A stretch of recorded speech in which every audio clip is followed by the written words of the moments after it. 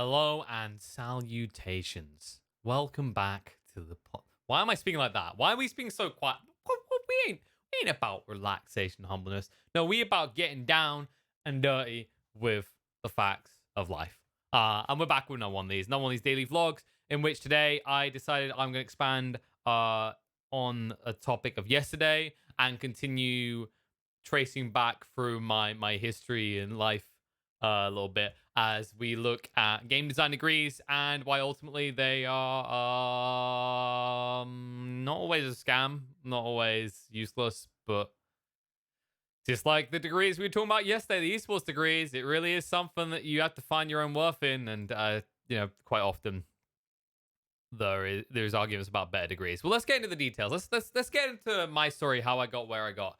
So I finished sixth form, which I think the American equivalent is what, high school, maybe? I don't know. I really don't know what's going on with American education names. I know you guys in America like to call university college, whereas we call it universities where you get degrees. I believe you call it college. But sixth form is usually what you do between the ages of 16 and 18. It's what comes just before you go on to the land of degrees to grab one of those. So I finished up sixth form, which, I'd hung around a little bit longer with because I wasn't sure what I wanted to do. And I still wasn't sure what I want to do when I actually finished my degree. My further education when I finished in sixth form. I wasn't sure what I wanted to do for a degree. And I was kind of going back and forth, but I figured I want to stay in education. I figured I want to give myself the best shot at a good career. I just didn't know what that career was going to be. I just knew that I love games. Funnily enough, all my life, I love games. I've been playing video games since the age of like 3 or 4. And I'd always been a very creative person. Used to do a lot of drawing, for example. Had just eventually cut that out because the perfectionist element of me was just destroying any work that I'd done. But I found out about a game design degree at my local university. And I was like, you can do that as a degree? Well, I mean, I like games. I like playing them. I like creating. I'm an idea guy. I always have great ideas. That was trap one, by the way. Everyone has ideas. It's like assholes. Everyone has one. Um, doesn't mean it's a good one. Probably could have come up with a better analogy for the second part of that. But the point is that was kind of how I reeled myself in. Before that, I had no experience programming, 3D modeling, Photoshop, none of this. I hadn't really played too much PC. Like I was PC gaming for like strategy games, but I hadn't been PC gaming for the wide array, which was maybe like was an interesting trap in itself, which we'll get into, which is the fact that I hadn't encountered Steam before. So you can kind of guess where a lot of my university grant and loan money went very quickly, especially when you can call it research. Like there's not many degrees out there that you can call that research, but that's definitely one of them. Maybe that's why people are interested in esports degrees right now. But yeah, so I got on that course. I learned how to code, 3D model, learned the whole game design process, 3D animation. Like there's so much I was picking up. And the thing with this course is that the game design degree courses are usually jack of all trades. You can try and specialize, but ultimately you just look like a jack of all trades degree compared to if you wanted to be a programmer and you went on the game design course and became a programmer. Why didn't you just go on a computer science degree and like do video game development in your spare time, right? There's arguments like that. And I think it's a big trip up that you have.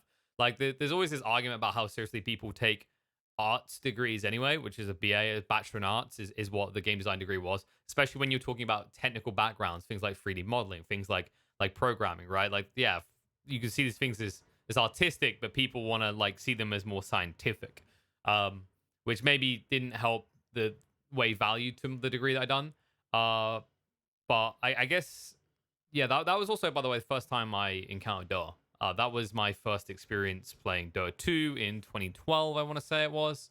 And I left it for about a year and a half, came back, kept playing, and, well, many years later, look at where I am now. See, guys, commit to a game, hope it'll be around in 8 years, and hope you can be a part of it. That's the strategy I had in life. But, yeah, so as the degree went on, I didn't really have too much preference. I did enjoy all the different elements, but I guess the perfection element meant in my eyes that like there's an argument that you can objectively perfect your code. You can't objectively perfect art. So maybe that helped me make the choice to start specializing more in programming. That plus, I don't feel like there was that many people actually eyeing up programming on the degree. There was definitely more people interested in like doing the art side of things. So I saw a gap that needed filling. And there wasn't really anyone who was like god tier genius programmer, right? So it's like you didn't feel like you were too behind your competitors. Whatever. There's one or two people who had previous experience, but other than that, and it just felt good. It just felt right. Like it was cool problem solving. I actually really enjoyed it because the difference between that and then what I eventually done later in life when I done a software dev job in SharePoint is that I find creative solutions to a creative environment, if that makes sense, right? Like what you do is being displayed on screen or in game, whatever, in creative ways that you can interact with, you can experience with. It's not just, for example, a flat screen with a UI and some cool menus, right? Or a pretty box. It's like this whole game environment. You're creating worlds. You're creating worlds in which people engorse themselves, like they just completely indulge themselves in and lose themselves in it in a good way, right? Like they have experiences they wouldn't be able to have in real life. That was the kind of thing that brought me to it, that creative side and that experience element, which is probably what made so much sense for me eventually getting into esports commentary work is I didn't quite realize at the time, but I want to be an entertainer. I guess is one way to think about it. I wanted to entertain people. I wanted to improve people's day, and that was like something that the game development could potentially offer. And as the course went on, my skills improved. I learned how to use C sharp after we started off on ActionScript 3. I wanted to use C sharp instead of using JavaScript and Unity 3D because I thought it would have more applicable use. And I was the only person I think that was interested in doing netcode. I wanted to make a multiplayer shooter. No one else was really looking at netcode at that point. So I was kind of gaining my own specialist niche within the course environment anyway.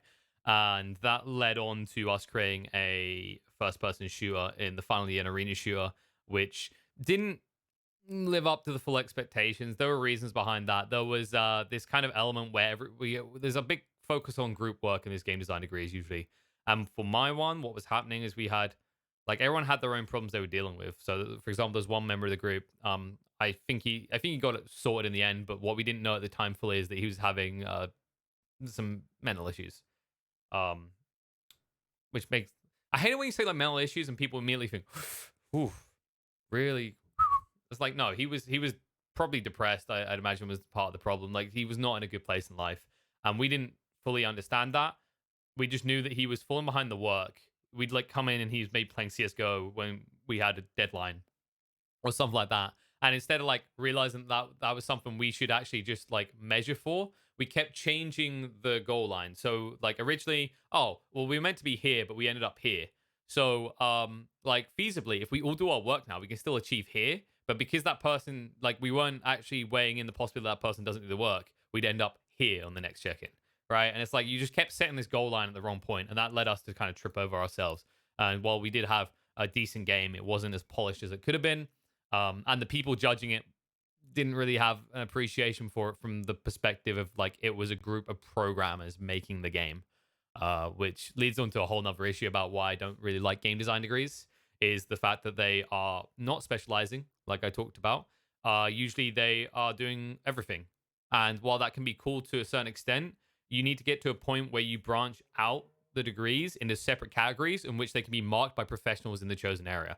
So I think like a big gripe I have to this day is that we'd have these pieces marked by lecturers, and only one of the lecturers knew how to do programming. And I think he was given like he mostly had the sole kind of marking on our final projects, but you still have to have a second lecturer's input sort of thing. And I think the big issue that came in is when you looked at the group games, where, for example, if the art is really good in the game, and you're talking about the one of the artist lecturers, they're probably going to favor the art. If you're talking about someone who's like not really heavily into games, that I think they've called a mud dweller term, they're going to favor a different type of game to someone who's like a hardcore FPS fan.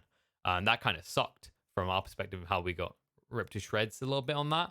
And that's an issue that just exists in general, especially when you consider that you can only have so many. I believe you can only have so many higher classification degrees, because usually if you have too many 1-1 grades, for example, then it gets looked at by an outside source that might mark more aggressively and less favorably because the argument is, oh, you're just giving everyone good grades. But that kind of led to a situation where I think when I broke it down, the people who got the highest grades were usually like the artists. But yeah, stuff like that happens. I still had a portfolio. I still had someone I could work with, and that's kind of the point that I was talking to before. Like, you have to. One of the good things I think about that degree is that I got practical experience, whereas people on maybe a specialist degree, maybe like there's some comp science degrees where you probably wouldn't do as much programming as I've done unless you want to in your spare time. Whereas I had to as part of my degree, and that's good or bad, right? Like, you should want to in your spare time anyway. But I chose to specialize in AI and pathfinding solutions. I ended up creating like a playground of AI activity utilizing utility based AI. That's where you give it modifiers, which gives it desires. The whole idea is it has a desire to kill, a desire to run, a desire to feed, a desire whatever, right? Just like any Dota player. And you have modifiers in the environment that change the values, plus or negative. You'd have like a base value, which rarely ever changes. You'd have a plus modifier and then a multiplicative modifier for extremes. And that created this weird playground of activity. I'm very glad that it was left down fully to the programming lecturer to mark that one. Shout out to him, good old Ginge. Ginge is his name. He was actually formerly he was one of the guys that worked on Hidden Source Beta. Pretty cool dude. But yeah, I'm glad he was the one who was marking it, because if you didn't know how code works, you would just looked at it and it was just a bunch of capsules walking around an environment, not doing much. Because I didn't have all the elements there, and that's when I opened my eyes to realize like AI in game development is a large part of it is kind of like clear feedbacks, whether it's like voice lines, animations, the art. These type of things actually make AI come to life a lot more than what's actually happening under the hood. Just because you're limited in terms of resources to what you can do when you're an AI programmer. But yeah, I came out of that degree. I already told you guys about the next step in my life where it took quite a while to find some work. I think that if I had maybe a computer science degree and I'd done game development in my spare time, maybe I would have had a better shot at like an entry job. I came close a few times. I almost landed one or two of my dream jobs. But the reality is, like, there's always this argument that a lot of the devs that are looking at you might see a game design degree as a bit of a joke. One of the things that game design degrees do have that something like those esports degrees we're talking about don't probably have as much is you can build a portfolio more easily, because you can take the physical work you're doing and show it to people. I don't regret doing my degree. Like I said, for some people in different situations, there'd probably be better choices. It was more a case of like I hadn't done anything with development before. I wasn't a programmer. I didn't come in with some programming experience and look to expand that. I was learning that all fresh. So in that regard, the game design degree did serve me very well. I just do think that when people look at these degrees, they need to be careful. They need to look at the pedigree of people involved in the degree. They need to look at the kind of statistical breakdown, like what is the conversion rate of people actually finding jobs after doing this degree, because that's another thing I will always point out to you guys. Uh, Universities will promise you the sun and they'll deliver you a rock, a tiny little rocket. Because the reality is, like, there's no repercussions if they don't get you a job. The argument will always be that you didn't do enough. And I'll agree that there was always more I could have done on my degree. But just don't get trapped in by that type of information. But that wraps up. That's my experience with a game design degree. Like I said, if you guys are interested in doing that type of thing, realize that you can just do it in your spare time. Don't be afraid. Like, the tools are available online. The means to learn are available online. Actually, a big part of being in uni, especially when you do a degree like what I done, is while you do have the lecturers there to help you, you're meant to learn yourself. So there's nothing to stop you at home from learning yourself and discovering whether it's the life for you. Personally, for me, I don't know if I'd go across the game design now. I wouldn't mind actually doing a little bit again in my spare time, but I actually love where I am in life. But it's that type of thing that you can actually now, given the state of technology, experiment with yourself. Like, start learning the program, go online, find a group of people that are making a game, get involved, right? Whether you're a 3D modeler, whether you're a programmer, anything like animators, like, there's plenty to do. And also, don't go in just assuming you're going to be an idea guy, and an idea guy is going to be enough, because everyone has ideas. It's actually how you refine them that makes you a good designer or a bad one.